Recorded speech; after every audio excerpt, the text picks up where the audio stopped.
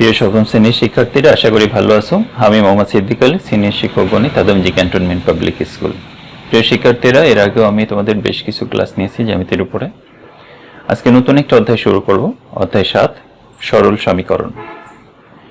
অধ্যায়টা খুবই গুরুত্বপূর্ণ তোমাদের বার্ষিক পরীক্ষার জন্য এবং সেই সাথে পরবর্তী ক্লাসগুলোর জন্য।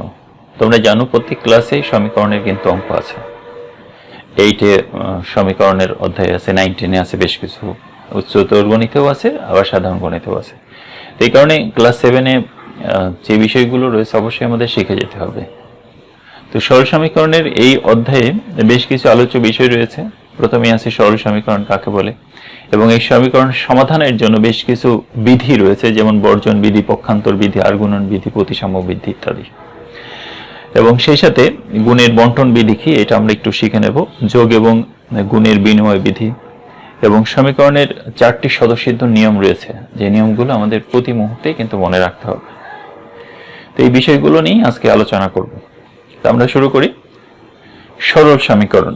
সরল সমীকরণ জানার আগে আমাদেরকে সমীকরণ কি সেটা একটু জেনে নেওয়ার দরকার। তোমরা যারা 5-এ অধ্যায় 4 করেছো নিশ্চয়ই মনে আছে, অথবা মনে নাও থাকতে পারে, কারণ অনেক পুরাতন কথা। ওখানে বলা ছিল যে একটা অজ্ঞাত রাশি থাকবে, অজ্ঞাত রাশি থাকবে, সেই সাথে কিছু সংখ্যা থাকতে পারে, সমীকরণ অবশ্যই সমান চিহ্ন থাকবে, এবং এই সমীকরণটা কিন্তু একটা গাণিতিক বাক্য। তো কাছে আমরা এই বিষয়গুলো যদি একটু সাজিয়ে গুছিয়ে লিখি, তাহলে আমরা সমীকরণের সংজ্ঞাটা পেয়ে যাব। কিভাবে বলা যেতে পারে? বলা যেতে পারে এক অথবা একাধিক অজ্ঞাত রাশি এবং সমান চিহ্নের মাধ্যমে প্রকাশিত গাণিতিক বাক্যকে বলা হয় সরল সমীকরণ। সরল সমীকরণ না। আমি আবার বলছি, একাধিক চলক, এক অথবা একাধিক চলক, অথবা এক বা একাধিক অজ্ঞাত রাশি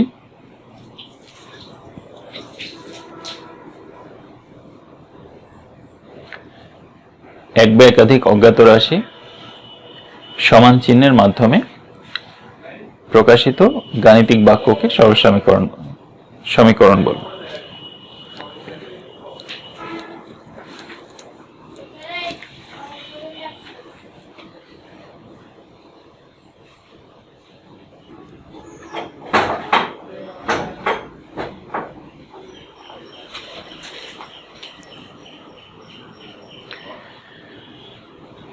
সমীকরণের সংজ্ঞাটা আবার বলছি, একটু ভালো করে মনোযোগ দিয়ে শোনো।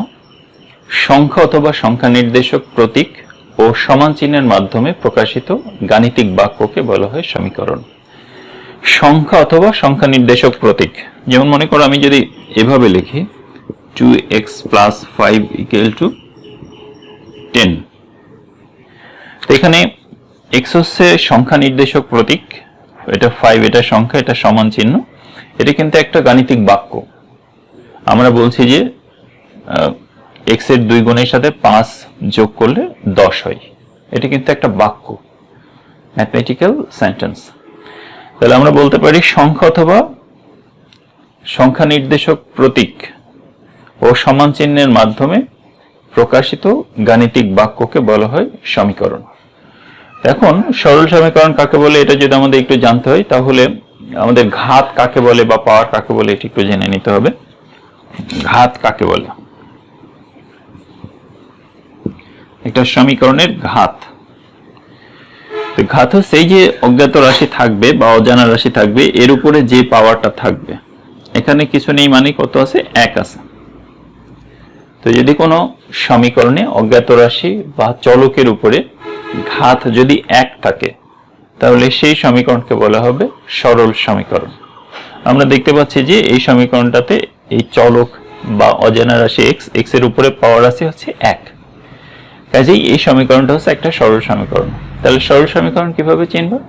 দেখবা যে চলক যেটা আছে, অজানা রাশি যেটা আছে, যেটার মান তুমি বের করবে, সেটার উপরে পাওয়ার 1 আছে কিনা। যদি 1 থাকে তাহলে সেটা সরল সমীকরণ।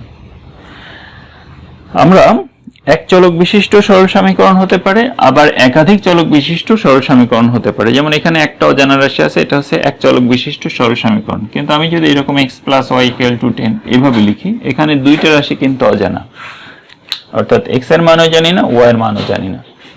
এটা হচ্ছে দুই চলক বিশিষ্ট একটা সরল সমীকরণ। এভাবে তিন চলক বিশিষ্ট সরল সমীকরণ, চার চলক বিশিষ্ট সরল সমীকরণও হতে পারে, বা একাধিক চলক বিশিষ্ট সরল সমীকরণ হতে পারে। শুধু দেখতে হবে চলকের উপরে ঘাত 1 আছে কিনা। তো আমরা এই চলকের উপরে বা ঘাতের উপর ভিত্তি করে যে সমীকরণের শ্রেণী বিভাগ, এগুলো উপরের ক্লাসে যেয়ে শিখবো। আমরা আপাতত যেহেতু সরল সমীকরণ করছি, শুধু এইটুকু মনে রাখতে হবে, এখানে চলক যেহেতু একটা থাকবে, ক্লাস 7 এর বইতে চলক একটা আছে, এইটার বইতে কিন্তু আবার দুই চলক বিশিষ্ট সমীকরণ আছে। তো এখানে চলক যেটা থাকবে সেটার উপরে দেখবে শুধু পাওয়ার 1 আছে কিনা। যদি পাওয়ার 1 থাকে তাহলে সেটাই সরল সমীকরণ হবে। আচ্ছা, আমরা সরল সমীকরণ দেখলাম। এরপর একদম 4 নম্বরে এই বিষয়টি একটু শিখে নিই, তারপরে পর্যায়ক্রমে বাকি বিষয়গুলো একটু দেখব। তো এখানে বলা আছে যে সমীকরণের 4টি স্বতঃসিদ্ধ নিয়ম। 4টি স্বতঃসিদ্ধ নিয়ম কি কি সেগুলো একটু আমি বলে দিই। আমি আগে একটা সমীকরণ লিখে নিই। 2x + 3 = মনে করো এরকম 12 আছে, এরকম একটা সমীকরণ আছে, অথবা 13 ধরে নিই, এরকম একটা সমীকরণ আছে। তো এই সমীকরণের মাঝখানে সমান চিহ্ন, এটার মানে হচ্ছে বাম পাশেও যা আছে ডান পাশেও ঠিক একই জিনিস আছে, একই সংখ্যা থাকবে। এই পাশে যেহেতু 13 আছে, কাজেই x এর মান এমন হতে হবে যাতে এই দুইটা অ্যাড করলে বা যোগ করলে 13 হয়। এই যে সমীকরণ, 1 নম্বর যে স্বতঃসিদ্ধ নিয়ম আছে সেটা হচ্ছে এই সমীকরণের উভয় পাশে, বাম পাশে এবং ডান পাশে আমরা একই সংখ্যা যোগ করতে পারি। যেমন মনে করো ইচ্ছে হলো এখানে 3 যোগ করে দেয়া, তাহলে এই পাশেও কিন্তু 3 যোগ করতে হবে। এটা হচ্ছে প্রথম স্বতঃসিদ্ধ নিয়ম, অর্থাৎ সমীকরণের উভয় পাশে আমরা একই জিনিস যোগ করতে পারব। 2 নম্বর যে নিয়ম সেটা হচ্ছে সমীকরণের উভয় পাশ থেকে আমরা একই সংখ্যা বাদ দিতে পারবো। আমরা এর আগে যোগ করেছিলাম, এখন মনে করো বাদ দিয়ে দিল, তার মানে এখান থেকে মনে করো 3 বিয়োগ করলাম, এখান থেকে 3 বিয়োগ করতে হবে। যেটা ইচ্ছে, এই পাশে যা বিয়োগ করবা এই পাশে ঠিক তাই বিয়োগ করতে হবে। এই পাশে 3 বিয়োগ করলে এই পাশে 2 বিয়োগ করলে কিন্তু হবে না, উভয় পাশে সমান সংখ্যা বিয়োগ করতে হবে। এটা হচ্ছে দ্বিতীয় স্বতঃসিদ্ধ নিয়ম। আর তৃতীয় যে স্বতঃসিদ্ধ নিয়মটা আছে এটা হচ্ছে উভয় পাশে একই সংখ্যা গুণ করতে পারবো। আমি এখানে 3 গুণ করলাম, এই পাশেও কিন্তু 3ই গুণ করতে হবে, উভয় পাশে একই সংখ্যা গুণ করতে হবে। অনেকেই যে কাজটা করে সেটা হচ্ছে ব্র্যাকেটটা না দিয়ে যদি শুধু এইভাবে লিখে রাখে, তাহলে কিন্তু এই 3টাই পুরাটার সাথে গুণ হচ্ছে না, শুধু এই 3 সাথে গুণ হয়ে যাচ্ছে। তো সেক্ষেত্রে কিন্তু আবার ভুল হবে, আমাদের এই পুরাটার সাথেই গুণ করতে হবে। এই পাশে যেহেতু 13, এই রাশির পুরোটার সাথে 3 গুণ হচ্ছে, তো কাজে এই পুরোটার সাথেও কিন্তু আমাদের 3 গুণ করতে হবে। অর্থাৎ সমীকরণের উভয় পাশে আমরা একই সংখ্যা যোগ করতে পারি, একই সংখ্যা বিয়োগ করতে পারি, একই সংখ্যা গুণ করতে পারি এবং একই সংখ্যা ভাগও করতে পারবো। অর্থাৎ আমরা উভয় পাশে মনে করো 13 দিয়ে ভাগ করে দিলাম, উভয় পাশে 13 দিয়ে ভাগ করে দিলাম, এটা হয়, এটা করা যাবে, কোনো সমস্যা নেই। এটা সমীকরণের বিধান, উভয় পাশে সমান থাকবে, এই পাশে যা থাকবে এই পাশেও তাই থাকবে। এই পাশে 1 হয়ে গেলে এই পাশেও 1 হবে, এর মানের কোনো পরিবর্তন হবে না। তো এই যে 4টা স্বতঃসিদ্ধ নিয়ম, এটা আমাদের প্রতি মুহূর্তে মনে রাখতে হবে। অর্থাৎ একটা সমীকরণ যদি দেওয়া থাকে, এই সমীকরণের উভয় পাশে আমরা একই সংখ্যা যোগ করতে পারি, একই সংখ্যা বিয়োগ করতে পারি, একই সংখ্যা ভাগ করতে পারি, একই সংখ্যা গুণ করতে পারি। এটাই হচ্ছে সমীকরণের 4টি স্বতঃসিদ্ধ নিয়ম। আমরা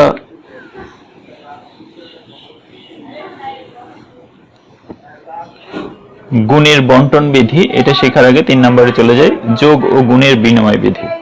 এটা খুবই সহজ জিনিস, কিন্তু তারপরেও নাম শুনলে কেমন যেন একটু ভয় ভয় লাগে। যোগ ও গুণের বিনিময় বিধি, কমিউটেটিভ ল। এটা যদি এরকম হয়ে থাকে 2 + 5 = 5 + 2, তাহলে মানে কি কোনো পরিবর্তন হবে? 5 আর 2 যোগ করলেও 7 হবে। এবার 2 আর 5 যদি যোগ করি তাহলেও 7 হবে। তার মানে এখানে 2টা ছিল প্রথমে আর 5 ছিল পরে, কিন্তু আমাদের এই ডান পাশটাতে 2 আছে পরে আর 5 চলে আসছে প্রথমে, অর্থাৎ এই 2 এর জায়গায় 5 আসছে আর এই 5 এর জায়গায় 2 চলে গেছে, স্থান বিনিময় করেছে। এই কারণে এটাকে বিনিময় বিধি বলা হবে। তো আমরা যোগের ক্ষেত্রে এভাবে বিনিময় বিধি প্রয়োগ করতে পারি। তবে আমরা এভাবে সংখ্যা না দিয়ে যদি a প্লাস বি হয়ে থাকে তাহলে b প্লাস a, এটাকে বলা হবে বিনিময় বিধি। এটা হচ্ছে যোগের বিনিময় বিধি। গুণের ক্ষেত্রে অবশ্য একই নিয়ম প্রযোজ্য হবে। আমরা 2 আর 5 যদি গুণ করি তাহলে 5 গুণ 2 এর সমান হবে, অর্থাৎ এখানে কিন্তু স্থান বিনিময় করেছে, অর্থাৎ ab আর ba দুইটাই সমান। আমরা নিচে যেটা লিখেছি এটা হচ্ছে যোগের বিনিময় বিধি, স্থান বিনিময় করেছে, স্থান অদল বদল করেছে। আর এখানে হচ্ছে গুণের বিনিময় বিধি, অর্থাৎ এ প্রথমে বি পড়েছিল, এখানে বি প্রথমে এ পড়ে। তোমাদের গুণ এবং গুণকের কথা নিশ্চয়ই মনে আছে, এটা গুণ না এটা গুণক, কিন্তু আমাদের এখানে গুণ্যটাই 5, গুণক হচ্ছে 2 হয়ে গেছে, অর্থাৎ গুণ এবং গুণকের স্থান বিনিময় করলে মানে কোনো পরিবর্তন হবে না। তো আমরা যোগ এবং গুণের বিনিময় বিধিটা একটু দেখলাম। এখন আমরা একটু গুণের বন্টন বিধিটা দেখে নেব। গুণের বন্টন বিধি, মনে করো 5 প্লাস 7, এর সাথে এখানে 2 আছে। আমরা এটাকে এইভাবে লিখতে পারি 2 into 5 2 into 7, অর্থাৎ এই 2টা 5 এর সাথেও গুণ হবে, এই 2টা 7 এর সাথেও গুণ হবে। এই যে 2, এটা 5 এর সাথে এবং 7 এর সাথে, 2টার সাথে বন্টন হয়ে গিয়েছে, 2টার সাথে আলাদা আলাদা ভাবে গুণ হয়ে গিয়েছে, এটা গুণ আকারে আছে, এই কারণে এটাকে বলা হয় গুণের বন্টন বিধি। যোগের অবশ্য বন্টন বিধি নাই, যোগে শুধুমাত্র বিনিময় বিধি আছে, যোগের কোনো বন্টন বিধি হবে না। এই গুণ যদি করি, বাইরে যদি এরকম ব্র্যাকেট দিয়ে বাইরে গুণ আকারে থাকে, তাহলে এই 2টা প্রথম সংখ্যাটার সাথে গুণ হবে, দ্বিতীয় সংখ্যাটার সাথে গুণ হবে। অথবা আমরা এইভাবেও লিখতে পারি a প্লাস বি, এর সাথে এখানে যদি সি থাকে তাহলে সি ইন্টু এ, সি ইন্টু বি। অনেকেই এইভাবে লিখতে পারে এসি আর বিসি, অর্থাৎ এই সিটা এর সাথেও বন্টন হয়েছে, বির সাথেও বন্টন হয়েছে, এভাবে লেখা যেতে পারে। কারণ আমরা জানি গুণের ক্ষেত্রে এই বিনিময় বিধি মেনে চলে, তো আমরা এখানে বিনিময় করে দিয়েছি, সির জায়গায় লিখেছি, এর জায়গায় সি লিখেছি, বিনিময় বিধি যেহেতু মানে, এই কারণে আমরা বিনিময় করে দিয়েছি। তো কাজে গুণের বন্টন বিধি মানে এই যে আগে যে সংখ্যাটা থাকবে সেটা এখানে ব্র্যাকেটের ভিতরে যে সংখ্যাগুলো থাকবে সেগুলোর প্রত্যেকটার সাথে যোগ বিয়োগ আকারে যদি থাকে, এখানে যোগ বিয়োগ আকারে থাকলে প্রত্যেকটার সাথে গুণ হয়ে যাবে, এটাকে বলা হবে গুণের বন্টন বিধি। এরপর সমীকরণের বেশ কিছু সমাধানের নিয়ম কানুন রয়েছে, বর্জন বিধি, পক্ষান্তর বিধি, আর্গুণন বিধি, প্রতিসম বিধি। এই বিধিগুলো নিয়ে আমরা একটু আলোচনা করব। আমরা সমীকরণ সমাধান করতে পারি কিন্তু এই বিধিগুলো জানি না। তো অনেক সময় প্রশ্ন দেয়, মনে করে সমীকরণ দিয়ে 2টা লাইন করে দেওয়া হলো বা একটা লাইন ক্যালকুলেশন করে দেওয়া হলো, প্রশ্ন করতে পারে এখানে কোন বিধি মেনে সমাধান করা হয়েছে। তো এখন এই বিধিগুলো যদি আমাদের জানা না থাকে তাহলে কিন্তু এই প্রশ্নগুলোর উত্তর আমরা দিতে পারবো না, এই কারণে এই বিধিগুলো একটু মনে রাখতে হবে। তো আমরা একটা সমীকরণ তুলে নিই, মনে করলাম 2x প্লাস মাইনাস করি 2x মাইনাস 3 ইকুয়াল টু 5, এরকম একটা সমীকরণ ধরলাম। তো আমরা প্রথমে এই পক্ষান্তর বিধিটি একটু দেখে নিই। পক্ষান্তর বিধি যদিও তোমরা জানো, বাম পাশ থেকে ডান পাশ, ডান পাশ থেকে বাম পাশ, এটা আমরা আমাদের প্রয়োজনেই সমাধান করার জন্য করে থাকি। তো পক্ষান্তরের নিয়ম হচ্ছে আমরা যখন খানিক অংশ, পুরাটা না কিন্তু, সমীকরণের পুরাটা বাম পাশ থেকে ডান পাশ, ডান পাশ থেকে বাম পাশে নিয়ে আসা যদি হয়ে থাকে তাহলে সেক্ষেত্রে চিহ্নের কোনো পরিবর্তন হয় না। কিন্তু যখন খানিক অংশ এক পাশ থেকে অন্য পাশে স্থানান্তর করা হবে তখন কিন্তু কিছু নিয়ম বা চিহ্নের পরিবর্তন হবে। তো যদি আমরা এই খানিক অংশ এক পাশ থেকে অন্য পাশে স্থানান্তর করতে পক্ষান্তর করি তাহলে এই সংখ্যাটার আগে যদি যোগ চিহ্ন থাকে, যোগ থাকলে বিয়োগ হবে, আর যদি কোনো সংখ্যার আগে মাইনাস থাকলে প্লাস হবে। যদি কোনো সংখ্যার আগে কোনো সংখ্যা গুণ আকারে থাকলে ভাগ হবে, আর যদি ভাগ থাকে তাহলে গুণ হবে। তো পক্ষান্তরের এই নিয়মগুলো আমরা নিচের ক্লাসেও শিখে আসছি, ক্লাস 5-এও ছিল, 6-এও আছে, 6-এর সমাধানেও তোমরা শিখে আসছো। এখানে নতুন কোনো নিয়ম নেই, এখানে পক্ষান্তর বিধি, এক পাশ থেকে অন্য পাশে সংখ্যা অথবা সংখ্যা নির্দেশক প্রতীকগুলো স্থানান্তর করলে চিহ্নের কি পরিবর্তন হবে সেটা একটু মনে রাখতে হবে। তো যোগ থাকলে বিয়োগ হবে, বিয়োগ থাকলে যোগ হয়, গুণ থাকলে ভাগ হবে, আর ভাগ থাকলে গুণ হয়ে যাবে। এই নিয়মগুলো একটু মনে রাখবে, এটি হচ্ছে আমাদের পক্ষান্তর বিধি। আচ্ছা, পক্ষান্তর বিধির পরে আমরা একটু বর্জন বিধিটা শিখে নিই। আমরা মনে করলাম 2x - 3 is equal to 5x - 3, এরকম একটা সমীকরণ আছে। তো যোগের ক্ষেত্রে একটা বর্জন বিধি আছে, গুণের ক্ষেত্রে একটা বর্জন বিধি আছে। যোগের ক্ষেত্রে বর্জন বিধিতে মনে রাখতে হবে বাম পাশ এবং ডান পাশে উভয় সংখ্যা অথবা সংখ্যা নির্দেশক প্রতীক কিন্তু একই চিহ্ন বিশিষ্ট হতে হবে।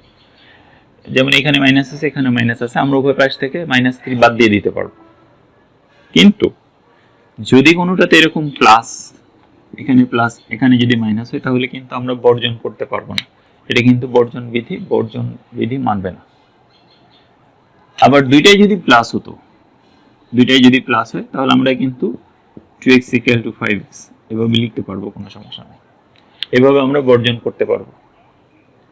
তাহলে বর্জন বিধি যোগের ক্ষেত্রে তখনই প্রযোজ্য হবে যখন একই চিহ্ন বিশিষ্ট হবে, আর গুণের ক্ষেত্রে অবশ্য বর্জন বিধিতে একই চিহ্ন বিশিষ্ট হওয়া লাগে না। যেমন মনে করো এখানে 2x = 5 × 2,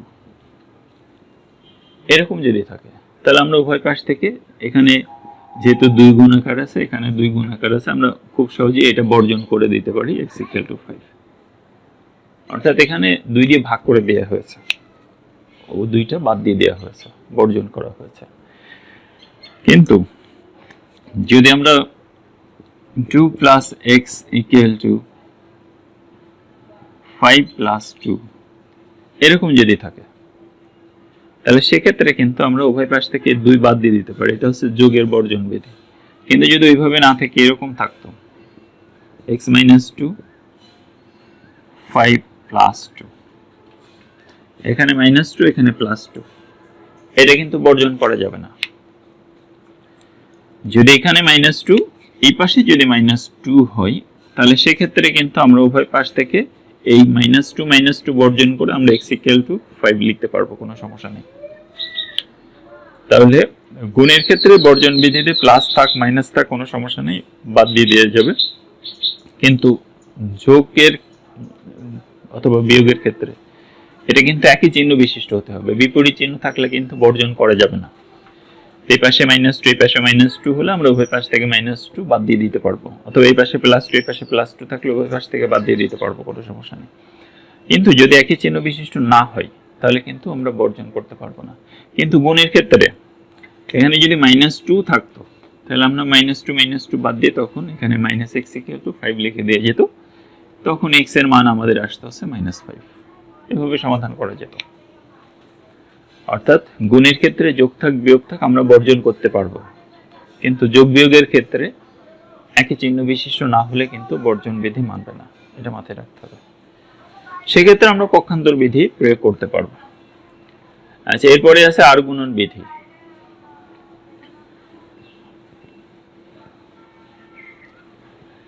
আর গুণন বিধি হচ্ছে এটা ভগ্নাংশের ক্ষেত্রে, আমরা যখন বীজগাণিতিক ভগ্নাংশের মাঝখানে দুইটা সমান চিহ্ন থাকবে, মনে করো x/2 = x + 2 / 5, এরকম একটা সমীকরণ আছে। উভয় পাশে ভগ্নাংশ অথবা যে কোনো এক পাশে ভগ্নাংশ থাকতে পারে, অন্য পাশে সংখ্যা থাকতে পারে। যেমন এখানে শুধু x ও থাকতে পারতো, কিন্তু যদি এরকম x থাকে তাহলে x এর নিচে 1 আছে, এটা আমাদের মনে করে নিতে হবে, অর্থাৎ ভগ্নাংশ বানিয়ে নিতে হবে।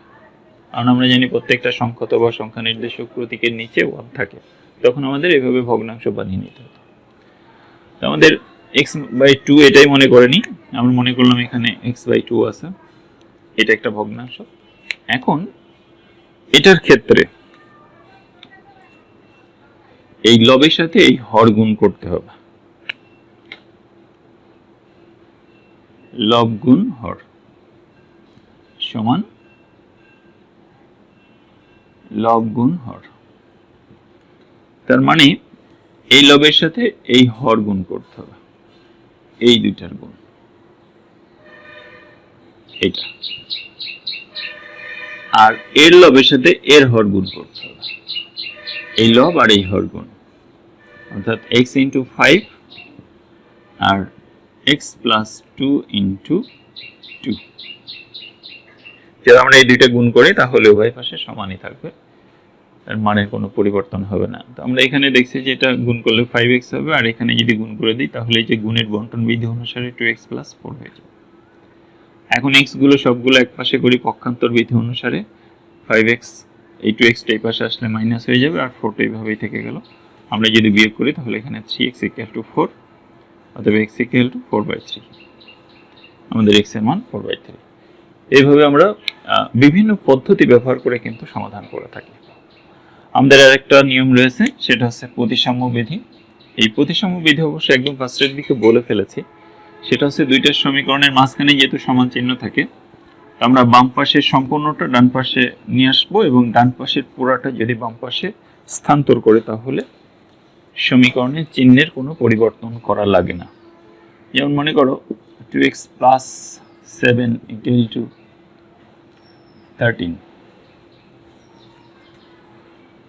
13 মাইনাস 3x, এরকম একটা সমীকরণ মনে করো। এখন দেখতেই পাচ্ছ যে এটা বাম পাশ, এটা ডান পাশ, এই ডান পাশেরটা পুরো বাম পাশে নিয়ে আসবো, অর্থাৎ এই 13 মাইনাস 3x, আর এই বাম পাশের পুরোটা আমরা ডান পাশে নিয়ে যাব, অর্থাৎ 2x প্লাস 7। তাহলে এর মানের কোনো পরিবর্তন হবে না, চিহ্নের কোনো পরিবর্তন করা লাগবে না। অনেকেই বলতে পারে এটা ডান পাশে ছিল বাম পাশে নিয়ে আসলেন, 13 আগে প্লাস ছিল নিশ্চয়ই মাইনাস হবে, 3x এর আগে মাইনাস ছিল নিশ্চয়ই প্লাস হবে। না, আমরা যখন সম্পূর্ণটা স্থানান্তর করব তখন এই পাশে সম্পূর্ণটা এই পাশে, ওই পাশে সম্পূর্ণটা এই পাশে নিয়ে আসবো, অর্থাৎ বাম পাশেরটা ডান পাশে, ডান পাশেরটা যদি বাম পাশে পক্ষান্তর করি, সম্পূর্ণ অংশ যখন পক্ষান্তর করব তখন চিহ্নের কোনো পরিবর্তন করা লাগবে না। এটাকে বলা হবে প্রতিসাম্য বিধি, অর্থাৎ উভয় পাশে সমান থাকবে, সাম্যতা বজায় থাকবে, সমান চিহ্নের মাঝখানের উভয় পাশে যদি আমরা পক্ষান্তর করি তাহলে এর কোনো চিহ্ন পরিবর্তন করা লাগবে না। তো আমাদের এই বিধানগুলো কিন্তু মনে রাখতে হবে। আমি এই সমস্যাটা দিয়ে মনে করো এরকম একটা লাইন করলাম, এই লাইন করলাম, এরপরে এই লাইন করে রেখেছি, বললাম যে এখানে কোন বিধান মানা হয়েছে, অপশন দিয়ে দেওয়া হলো আর গুণন বিধি, প্রতিসাম্য বিধি, পক্ষান্তর বিধি, বর্জন বিধি। অনেকেই ভুল করে পক্ষান্তর বিধি মেরে দেবে, কারণ ওই পাশ থেকে এই পাশে নিয়ে এসছে, এটা আবার ওই পাশে পাঠিয়ে দিয়েছে। না, আসলে এখানে পক্ষান্তর বিধি মানা হয়নি, এখানে প্রতিসাম্য বিধি মানা হয়েছে। এই কারণে এরকম অবজেক্টিভ আসতে পারে, এবং আমরা যখন সমাধান করব তখন যেহেতু এই বিধানগুলো মেনে সমাধান করতে হবে, এই কারণে এই বিধানগুলো কিন্তু আমাদের অবশ্যই মনে রাখতে হবে। তো আমি ক্লাস শেষ করব, আশা করি শিক্ষার্থীরা তোমরা এই বিষয়গুলো মাথায় রাখবে, আর পরবর্তী ক্লাসে আমরা এই অধ্যায়টার বই যে টেক্সট বুকে যে সমস্যাগুলো রয়েছে সেই সমস্যাগুলো সমাধান করব। ভালো থেকো, সুস্থ থেকো, আল্লাহ হাফেজ।